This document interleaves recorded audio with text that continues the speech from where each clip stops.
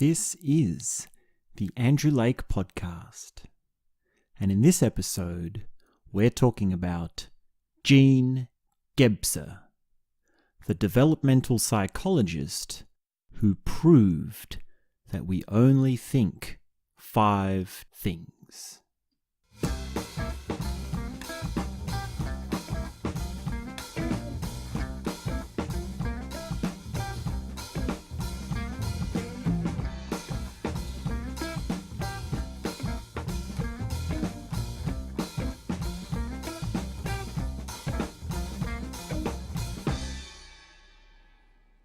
As a title of this conversation, I've called it, You Only Think 5 Things. Now, on the surface, this might seem a bit strange. You might be telling yourself, this isn't true. I think all sorts of things. I'm thinking about a whole array of different aspects of my life at different times throughout my day. And of course, this is true on the surface, but here we really want to get at the root of thinking. We want to get at what ways you think, what processes you use to think. Because the content of thought is different to the method of thought. This would be like the different programs on your computer. Now, all programs have some sort of typing, or the majority of programs have some sort of typing, so they all have words and lettering on them. But they are distinctly different in how they handle the words, how they process the words, and how much of a role the words take up in that process. Jean Gebser, Jean-Gebser,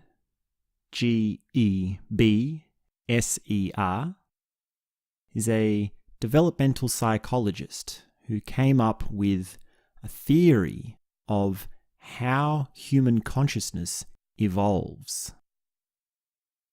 His model of psychology has 6 waves of development, or what we might call 6 stages of psychological development.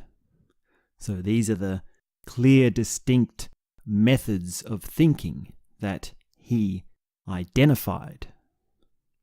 He distilled these waves or methods by doing cross-cultural and interdisciplinary analysis.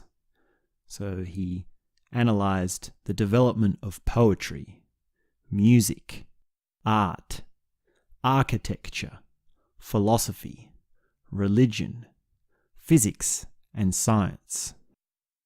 He was trying to find out what was common among all these things and working out how these things change and how they evolve.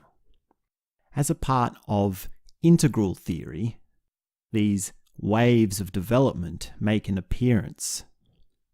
Integral theory, as I've mentioned before, is pioneered by Ken Wilber, so he deserves a mention here because Wilber has taken the waves of development that Jean Gebser has identified and expanded it and fleshed out the descriptions that we can have within each wave of development. So as I mentioned, there's 6 waves of development, and these are 6 ways of thinking. And I'm going to describe them to you and think about whether or not this is true, whether or not this makes sense to you. And as we go along in our conversation, maybe we can think about some of the different ways that these methods of thinking apply. So Gebser had 6 waves of development, but the first one is what we call archaic. And this isn't so much as a way of thinking because The archaic level of development happens when you're not really distinguishing yourself from the world. You don't really have the ability to speak and put things into words. You don't have a translational or symbolic ability to navigate reality. This is seen in newborn babies, infant children, who haven't had much of a conceptual development happen yet. The archaic wave of development is also known as origin, or source, or the ultimate, or the thing with which everything is connected, or the background noise of reality. So if you hear a New Age spiritual guru or a modern mystical teacher talking about psychology, he might reduce psychology to source. In fact, source might be one of his favorite words. He might tell you that you are source. He might tell you that you are from the well of creation. You are the ultimate. And in a sense, that's true, because there is an ultimate truth. There is a background to everything. But that's not the entire story. There is still a relative story that we are living inside of. There is still a finitude aspect to our experience of life. This first wave of development, the archaic wave, is zero-dimensional. And if you understand much about the number zero, you know that it's equal to the number infinity. But we need to continue on in our relativity and our distinguishing fashion, and remember that everything stems from the archaic level of development. We're all infants before we are children. We're all babies before we start to grow up. The second wave of development is the first wave that has words emerge from it. This is the magic wave of development, and it comes out of the archaic wave of development. Magic is the explanation of things as being just animated because they are. They just do things just because. And the explanation of things is only one-dimensional. Why does the tree move when the wind blows? Why does the thunder and the lightning happen when it rains? Why does the sun rise on one side of the world and set on the other side of the world? How is it that nature springs forth and behaves in the way that it does? These sort of questions are answered with magic. These are explained by just saying that it's magic, and that's a good enough explanation. This one-dimensional way of thinking is nested in all the following waves of development, and we'll see how it's connected. Each wave grows on top of the first, or the predecessor, and each preceding wave needs to be connected to each one that's forthcoming. You don't have magic without the archaic. And we'll be noticing more the dynamics between each of the preceding stages as new stages unfold. At the magic stage, symbols and objects are confused as the same thing. What you say about the wind and the stars and the weather is the same as what it actually is. You believe that it has the same reality to it, the same mode of existence to it. And the magic way of thinking occurs in younger children who are usually just around starting school, about 4 or 5 years old. And that's why they're often so gullible, and you can tell them things that are a bit far-fetched to an older child, such as believing in Santa Claus or the Easter Bunny. Moving on from the magic wave of development, we have the mythic wave of development. So this is two-dimensional explanations, and the mythic wave of development is concerned with stories. It's aware that events repeat themselves, and there's an opening up in the ability to reflect on our own situation in the world. Stories explain things by putting them into a timeline. Events happen one after the other.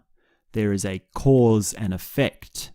Events happen to characters, and the characteristics of the characters or the traits of the characters is what defines the nature and the truth of the story. At the mythic wave of development, the thoughts and words are put into linear linkages, and they all depend on the start and the end of what that story is. Where the magic stage just says it is how it is, the mythic stage is more aware of the nature of time, and therefore that kind of thinking starts to have a better ability to predict the future. It has a better awareness of how events change and how we can harness our understanding and our interaction with the environment around us.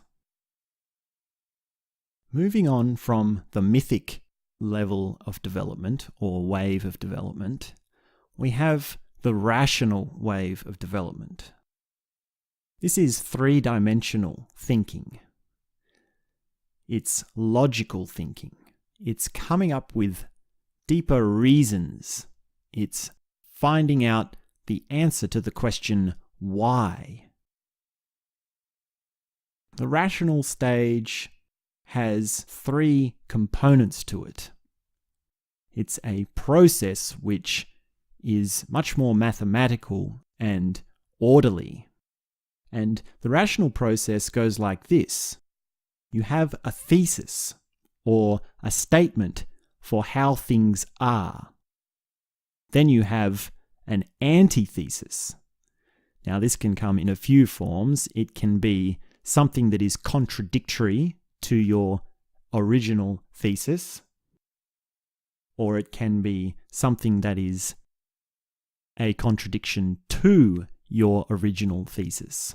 So you can have options of how you color your thesis. And then the third stage is the synthesis of these two things. So you have a thesis or a statement, and then you have your antithesis or your statement that goes against your original statement. And then you have a synthesis of the two, which moves to a higher complexity. In the mythic realm, the story that you tell is simply taken for granted. It's only as complicated as a thesis. There's no comparing other stories with other stories or finding out the deeper reason why the story is the best story or choosing that which is better than another. The rational wave of development is more prone towards doing than being. It's not really so much interested in understanding so much as it's interested in instrumental gain or practicality, or what we might say, actually making real-world results. It wants the tangible to come into being, and the mythic realm of development and the magic realm doesn't really do as much as the rational world in changing the world, in bringing about better improvements to the materials that we have at our disposal. Our world global culture at the moment is largely operating from this rational wave of development. And rationality is what's given birth to the science and the technology of our age. Science only works with a thesis, an antithesis, and a synthesis. The development of technology can only work with this process of having an idea, testing to see if it works, and then using the results that are better and discarding the results that are worse. Rationality for a lot of people is a mode of dismantling and reducing the previous stages. Rational debaters like to put down the mythic way of thinking and, of course, the magic way of thinking, though the majority of people don't have much magic in them. They have only a very small part in them, or at least that's what it would appear on the surface, and we'll find out more about that as we keep discussing. So the first wave is magic, the second wave is mythic, and the third wave is rational. And all this is on the background of the source or archaic wave of development. Now, the fourth way of thinking is the pluralistic. The pluralistic wave of development goes beyond rationality. Pluralistic worldview usually doesn't arise until we've grown to late adolescence and early adulthood, whereas rationality builds through early adolescence and teenage years. Where rationality is three-dimensional, pluralistic is many-dimensional, as its name implies. But it's not all-dimensional. It doesn't have every dimension. It's limited by the ways of thinking and ideas and pictures of reality or explanations of reality that it can be aware of or that it has in its bag of tricks. The pluralistic way of thinking is the first wave that realizes that you might have a different way of thinking to the way that I think. In the mythic stage of development, the story is the story. You cannot argue with it. It's set in stone. It's written in a book. It's given from a higher power. At the rational stage of development, the best answer and the only answer is the one with the best reasons. It's got to have the correct reasons, the deepest reasons, and the one that prevails is the one who can come up with the right reasons. And that's the thing that we should be going for. But the pluralistic wave of development realizes that you can come up with all sorts of reasons for things. You can come up with all sorts of reasons that are positive and negative and based on all sorts of presuppositions and kinds of evidence and ways of thinking and philosophies and concepts and dynamics and contexts and information and all of that. So the pluralistic stage is one step more complicated than the rational stage. Now, these stages aren't without their pathologies, their extremities, and their downsides. The pluralistic stage at a reductionist level reduces everything to equal value, because if your way of thinking is good for you, and my way of thinking is good for me, then that must mean there's no right way. This is a swing from ultimate truth all the way back to relative truth. And relative truth without ultimate truth leaves us with no truth. Because if it's all relative, then it's all wrong. Truth is one of the lines that we can put through these waves of development.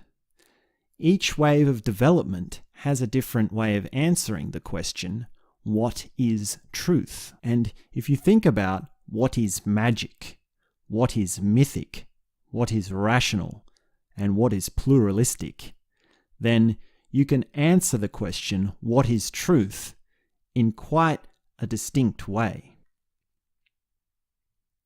Now we come to our fifth and final way of thinking. We've got our magic, we've got our mythic, we've got our rational, we've got our pluralistic, and this is the final way of thinking that Jean Gebser has discovered. It's the top of the waves. It's the final frontier of human thought. And this wave of development he called integral. At the integral wave of development, the person involved in making their explanations is aware that there are different ways of explaining things. We have to be careful to make this distinction between integral and pluralistic, because on the surface they sound the same, and they really need to have a subtle nuance between them so that we don't get caught up in the reductionism of pluralism. Jean Gebser described the integral way of explaining things as transparency. It is with something but different to something. It's involved in something, but it's not the same as something. The paradox of togetherness and separateness is resolved. The same but difference contradiction no longer holds sway over the explanations of the person who has integral thinking. Integral is the realization of the whole. It's a holistic way of seeing things, without reducing things to that whole and allowing different things to have their separateness, their uniqueness. I'd like to share a personal story of a realization that I had when I was thinking about these waves of development. I had just learnt about it, and I was thinking it through. I was trying to work out, is this true? Is there such thing as integral thinking? Is there such thing as transparency? And one morning I was standing outside of the bank. I was there early, I had an errand to do, and I was thinking about integral transparency. As I stood outside the front of the bank, I looked into it, and I thought, what is transparency? What is a real-life example of transparency, like cellophane or glass? And as I stood there, looking into the bank, I saw that there were glass doors right on the front. And I could see my reflection, faintly, ever so faintly, in the front glass doors. And if someone walked past, I could also see their reflection. I could see a whole bunch of things around in the reflection of the glass. And I thought, well, this glass is transparent. Let me move my focus back another level. And then there was the second set of glass doors. And I was looking into the bank, seeing where my reflection is on that second set of glass doors. And I could see it. I could see there was a smaller reflection. It was slightly different to what I looked like in the first set of reflections. But there was definitely another reflection through the transparency of the first doors into the second doors. And as I expanded my field of focus, I saw that there was actually quite a few different layers of transparency in the glass of the bank. There was the first two doors, and then there was also the teller's glass, and then there was also a reflection even behind that where they had their promotions and their marketing materials.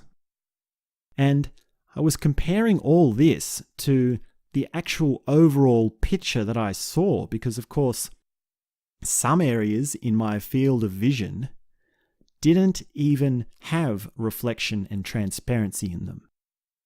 And within my reflective field of vision and within parts of the glass, I could see what was behind me. I could actually see things that were on the other side of the road behind my back. It was like I had eyes on the back of my head, and I could focus on that part of the reflection and see the cafe on the other side of the road in clear detail, and it was quite clear what was happening over there. I could see people ordering, people doing their do and going about their business.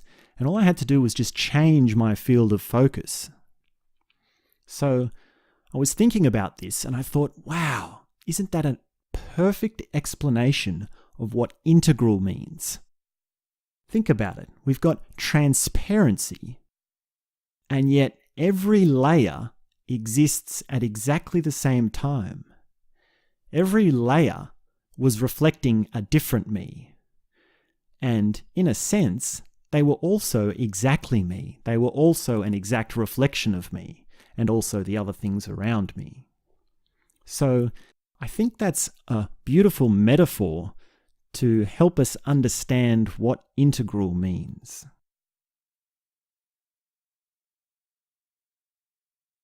Now, I said at the start of this conversation that you only think 5 things. And to prove this, or to disprove this, you do have to do a little bit of homework. There are a number of exercises that you can think up for yourself in order to test this.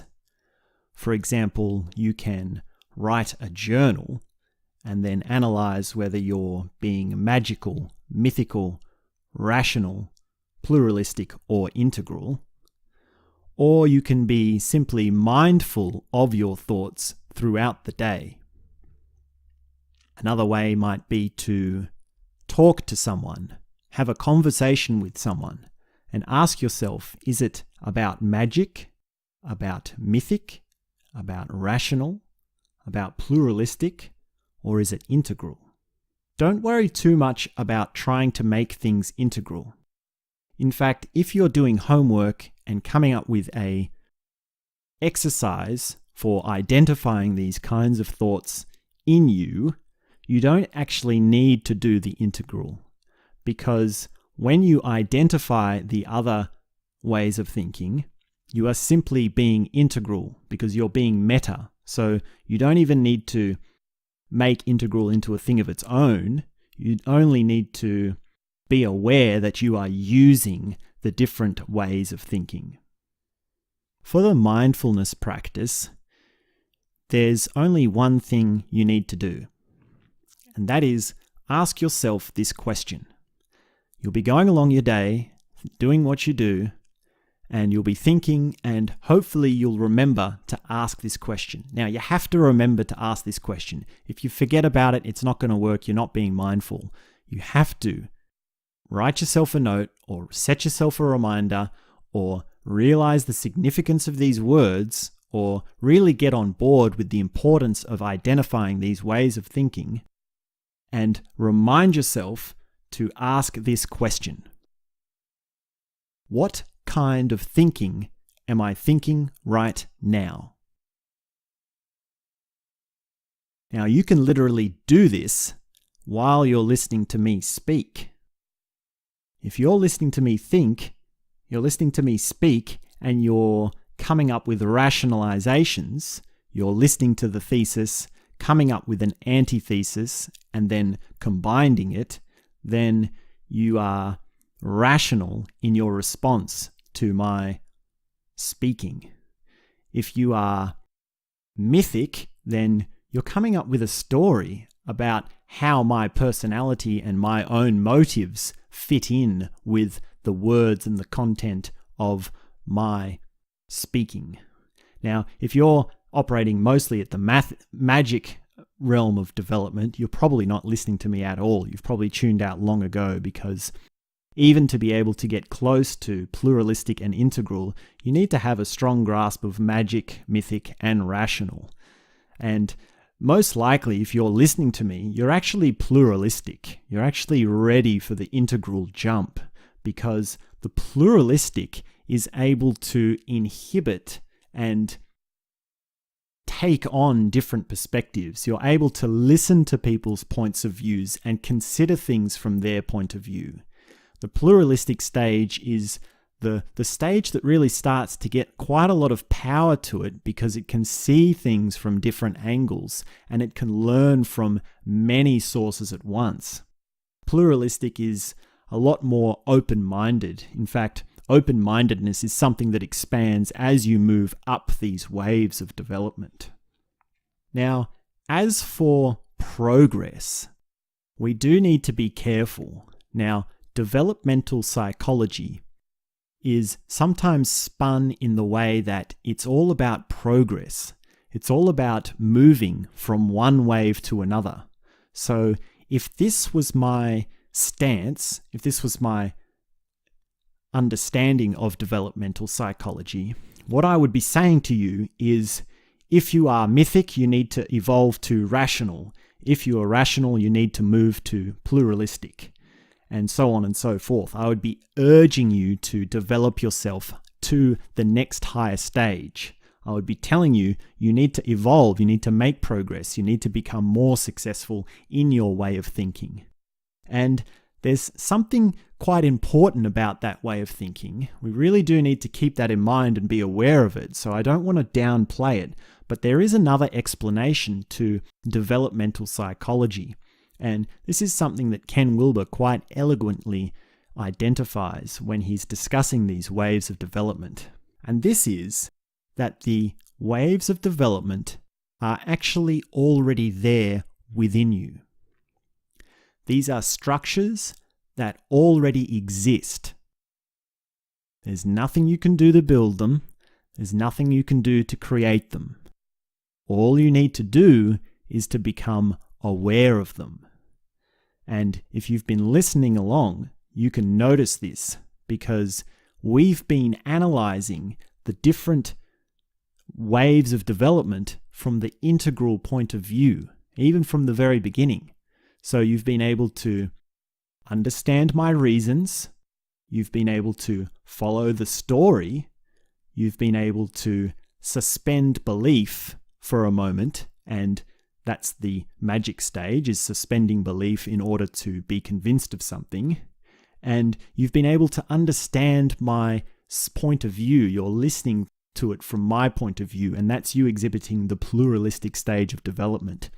And all of that at once, we put the meta view on to, and that is the integral stage of development. This is your transparency shining through. This is your ability to focus your gaze on the different panes of glass outside of the bank in the morning. So set yourself a reminder and ask yourself the question, what way am I thinking now? And you have to do this on a regular basis for you to become in the habit of analyzing your thoughts. And that's simple mindfulness. That's a mindfulness practice. This is the way in which this is the options that we have for analyzing that question or answering that question. Now, what I'd like to do is ask a few philosophical questions, and we can answer them through all the waves of development. So this will help you expand which wave is what and how to distinguish them and how they all solve different problems. It's also going to help you with using them and distinguishing them as things unto themselves. So here are some questions, or philosophical questions, or just general questions that we can use to identify what stage we're operating from at a point in time. So, question 1. How can I convince you of something? In other words, what is proof? At the magic stage of development, it just is. It's the way it happened, and that's all you need to know. if you're operating from the mythic stage of development, for me to convince you of something, I need to put it into a story. I need to tell you a beginning, a middle, and an end. I need to tell you about a character. I need to tell you about a set of complications and a climax and a resolution. And if you really think about it, sometimes throughout the day we do tell ourselves stories. We do think in stories, and our explanation is a story. And it's sometimes for little things, it's sometimes for big things, but we still use the mythic way of thinking, even if we've moved on to other things. How can I convince you of something in terms of the rational wave of development is I just have to give you enough reasons. If you're rational through and through to your core, then I just need to come up with more and more reasons. And when I come up with more and more reasons, you'll be convinced. Now, how can I convince you of something from the pluralistic stage would be that we show you many different answers and many different kinds of proof. It would be a number of different categories of things that will convince you. Probably mythic and magic and rational. And integral is the meta way of convincing you of something. If you're integral, you don't really need to be convinced of something because you are on board with it and you're able to navigate around it from many points of view. It's not an issue for you. There are no contradictions for you. It's all about how you make your way through the different angles and understand the different points of view. So integral is a lot more fluid and a lot more freeing than the previous stages. Now, all those answers that I've given you are also how you explain something. So that's what you can do to identify where you're at is what is the explanation of something? Is it a story? Is it a reason? Or is it pluralistic? Now, I think we need to be clear about what Ken Wilber calls the center of gravity. So this might seem to contradict what we've previously said about all stages being present. And in an ultimate sense, they are all present. But in a relative sense, what we have is what's called the center of gravity. So we all have a majority of the time that we are operating at one of these stages or ways of thinking. You might have a little bit of pluralistic in you and a little bit of mythic in you on either side of rational thinking, for example. So this brings me to my next philosophical question, question 3. What is confusing to you?